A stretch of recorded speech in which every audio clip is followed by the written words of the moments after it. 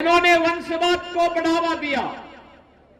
अगर हम लोग राष्ट्रवाद की बात करते हैं तो ये लोग जातिवाद की बात करते हैं। हम लोग विकास की बात करते हैं तो ये मत और मजहब की बात करते हैं। मैं समग्र विकास की बात करता हूं तो ये लोग कब्रिस्तान की बात करने लगते हैं।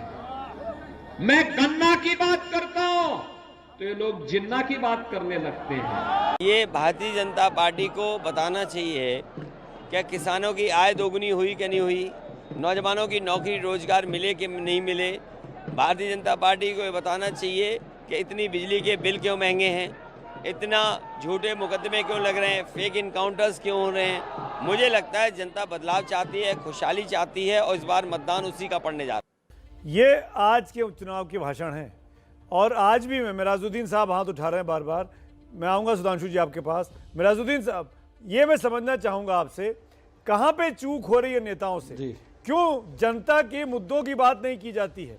क्यों रोटी कपड़ा मकान की बात नहीं की? मैनिफेस्टो में बहुत बड़ी बड़ी बातें हैं पर मंच पे आते से ही, भीड़ देखते से ही कुछ और बातें होने लगती हैं। बहुत बड़े नहीं, शुरू में अवस्थी साहब आपने ही कहा था कि मुद्दे तो और हैं, ये तो मुद्दे ही नहीं है। मुद्दे हैं रोटी कपड़ा मकान। आज पेट खाली है, 40% आबादी भूखे पेट सो रही है।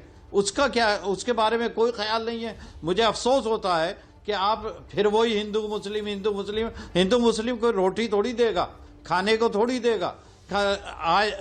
इसका जवाब हमारे जयंत चौधरी साहब ने भी दिया। ये जहां जहां इलेक्शन हो रहा है ये चौधरी चरण सिंह जी की कर्म भूमि रही है, जिन्होंने हमेशा सब लोगों को साथ लेके चले हैं, चाहे वो हिंदू है चाहे मुसलमान है, किसी भी। तो आज किसान त्रस्त है।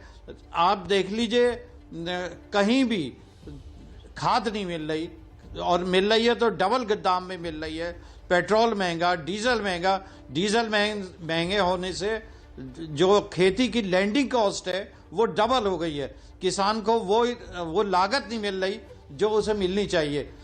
मजदूरी के हाल ये है कि बेचारे मजदूर जो 800 रुपए लेते थे अब 400 रुपए में भी काम करने को तैयार हैं। उनका क्यों नहीं ख्याल करते? लॉकडाउन में हजारों मजदूर पैदल चल दिए भूख की वजह से, उनका कोई ख्याल आज तक नहीं आया। ऑक्सीजन कहीं नहीं मिली। हमने खुद देखा है फील्ड में कि ऑक्सीजन की वजह से हजारों आदमी मरा पिछले लॉकडाउन में। मिराजुद्दीन साहब, क्यों आप कोविड की बात कर रहे हैं। कोविड के समय में ये इल्जाम है बीजेपी का कि आपके नेता तो घर में बैठे हुए थे, चाहे अखिलेश हो चाहे जयंत हो, काम कर रहे थे तो मुख्यमंत्री काम कर रहे थे, बीजेपी के लोग काम कर रहे थे। नहीं, ये सीधे तौर पे इल्जाम है आपके। नहीं, सब रोड पे थे, लगातार ऑक्सीजन बांट रही थी। अब काम कर रहे थे तो लगातार ऑक्सीजन बांट रही थी। हमारा यूथ विंग लगातार ऑक्सीजन बांट रहा था। ऑक्सीजन अवेलेबल क्यों नहीं कराई? ऑक्सीजन अवेलेबल कराना तो गवर्नमेंट का काम था, पहले से प्लानिंग करनी चाहिए थी। वो कुछ भी नहीं थी।